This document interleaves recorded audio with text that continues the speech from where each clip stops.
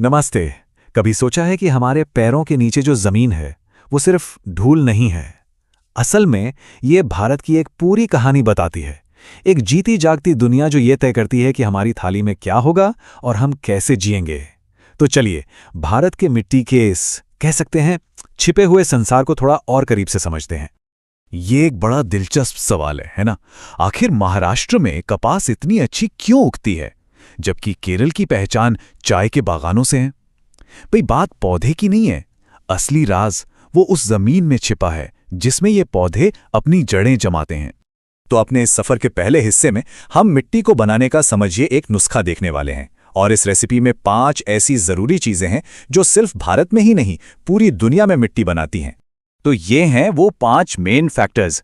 सबसे पहले मूल चट्टान मतलब बेस मटेरियल। फिर आती है जलवायु यानी तापमान और बारिश। उसके बाद भू आकृति मतलब जमीन की बनावट कैसी है, ढलान है या मैदान। फिर आते हैं जीव, पौधे, जानवर, छोटे छोटे कीटाणु। और आखिर में सबसे जरूरी समय। इन सबको आपस में मिलने और पकने का मौका तो चाहिए, है ना? और मजे की बात यह है कि भारत के अलग अलग कोनों में इन्हीं 5 चीजों का कॉम्बिनेशन बदल जाता है और बस वहीं से बनती है मिट्टी की एक नई अनोखी किस्म। ठीक है, तो सामग्रियां तो हमें पता चल गईं, लेकिन इन्हें पकाने का तरीका क्या है? मतलब प्रकृति के वो कौन से औजार हैं जो इन सब चीजों को मिलाते हैं, पीसते हैं और बदलते हैं? चलिए अब उन जबरदस्त नेचुरल प्रोसेस को देखते हैं जो एक सख्त चट्टान को मुलायम मिट्टी में बदल देती हैं। देखिए, हर तरह के मिट्टी की कहानी की शुरुआत एक ही शब्द से होती है, अपक्षय। अंग्रेजी में कहें तो वेदरिंग।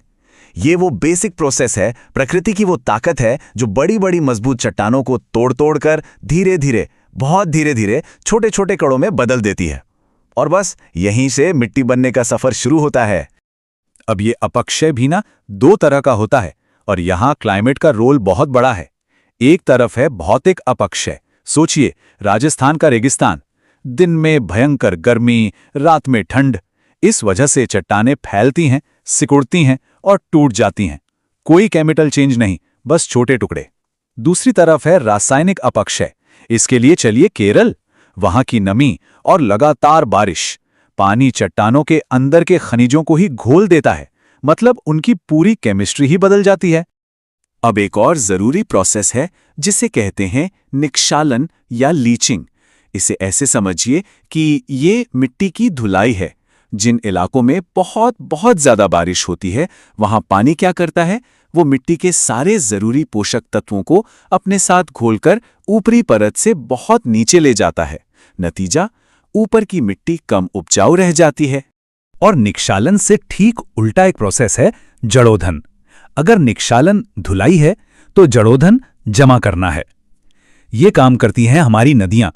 गंगा, ब्रह्मपुत्र जैसी नदियां पहाड़ों से अपने साथ खूब सारी उपजाऊ मिट्टी, गाद, रेत बहा कर लाती हैं और उन्हें मैदानों में बिछा देती हैं, एक परत के ऊपर दूसरी परत। और इस तरह बनती है नई उपजाऊ जमीन। और नदियों का यही लगातार जमाव, यही प्रोसेस भारत की सबसे उपजाऊ, सबसे कीमती मिट्टी को जन्म देता है, जलोढ़ मिट्टी। यही वो मिट्टी है जो हमारे देश के अन्न भंडार की नींव है। तो ठीक है, हमने रेसिपी देख ली, पकाने का तरीका भी समझ लिया। अब बारी है फाइनल डिश देखने की। मतलब इन सारी प्रक्रियाओं और सामग्रियों के मेल से आखिर बनता क्या है। चलिए अब सीधे भारत की 8 प्रमुख मिट्टियों से मिलते हैं। और लिस्ट में सबसे पहले है जलोढ़ मिट्टी।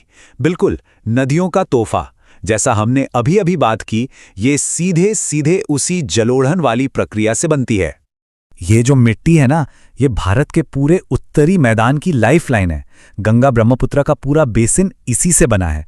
ये रेत, गाद, मिट्टी का मिक्सचर होती है और पोटैश इसमें खूब होता है। इसकी भी 2 किस्में हैं, खादर जो कि नई और ज्यादा उपजाऊ मिट्टी होती है, और भांगर जो पुरानी होती है। और इसी खादर की वजह से हमारे यहाँ चावल, गेहूं, गन्ना इन सब की बम्पर फसल होती है। अब आते हैं नंबर 2 पर, काली मिट्टी। और इसका निकनेम है नमी का चुंबक। ये नाम ही इसकी सबसे बड़ी खासियत बता देता है। ये मिट्टी बनी है दक्कन के पठार की ज्वालामुखी चट्टानों से। लाखों साल पहले जो लावा फैला था, उसी के टूटने से ये बनी है। इसकी सबसे बड़ी पहचान इसमें नमी को पकड़कर रखने की गजब की ताकत होती है, और जब ये सूखती है तो इसमें मोटी मोटी दरारें पड़ जाती हैं। चिकनी मिट्टी कैल्शियम आयरन से भरपूर होने की वजह से ही ये कपास के लिए एकदम परफेक्ट है, इसीलिए तो इसे कपासी मिट्टी भी कहते हैं। अगली है लैटेराइट मिट्टी, और इसका नाम सुनते ही हमें वो निक्षालन वाली प्रक्रिया याद आ जानी चाहिए, क्योंकि ये मिट्टी उसी तेज बारिश और धुलाई का सीधा नतीजा है। तो जैसा कि बताया, भारी बारिश की वजह से इसके ज्यादातर पोषक तत्व तो बह जाते हैं, लेकिन इसमें बच जाता है खूब सारा लोहा और एल्यूमिनियम। अब ये सुनने में भले ही अच्छी बात ना लगे, लेकिन यही अनोखी बनावट इसे चाय, कॉफी, काजू और रबर जैसी बागानी फसलों के लिए एकदम आइडियल बना देती है। और ये मिट्टी मिलती भी वहीं है जहां बारिश खूब होती है, जैसे केरल, कर्नाटक, तमिलनाडु। तो हमने अलग अलग मिट्टियों को तो जान लिया, लेकिन इसका मतलब क्या है? ये इतनी तरह की मिट्टियां होना हमारे लिए इतना जरूरी क्यों है? चलिए अब इन सारे डॉट्स को कनेक्ट करते हैं और देखते हैं कि ये सब मिलकर हमारी खेती किसानी और हमारे जीवन पर क्या असर डालते हैं। ये टेबल ना एक तरह से पूरी कहानी का सार है। देखिए कितना सीधा और साफ कनेक्शन है। जलोढ़ मिट्टी मतलब चावल और गेहूं का कटोरा, काली मिट्टी मतलब कपास का घर, लैटराइट मिट्टी मतलब चाय कॉफी के बागान, और इतना ही नहीं, लाल मिट्टी बाजरा दालों के लिए, तो पहाड़ी मिट्टी सेब और मसालों के लिए। यही कनेक्शन हमारी खेती की इस जबरदस्त डाइवर्सिटी का सबसे बड़ा राज है। तो कुल मिलाकर भारत में आठ प्रमुख प्रकार की मिट्टियां पाई जाती हैं, और जैसा हमने देखा, हर एक मिट्टी सिर्फ एक मिट्टी नहीं है। ये भूविज्ञान, जलवायु और हजारों लाखों सालों के समय का एक अनूठा नतीजा है। हर एक की अपनी पहचान है, अपनी कहानी है। तो आखिर में बात इसी एक लाइन पर आकर खत्म होती है।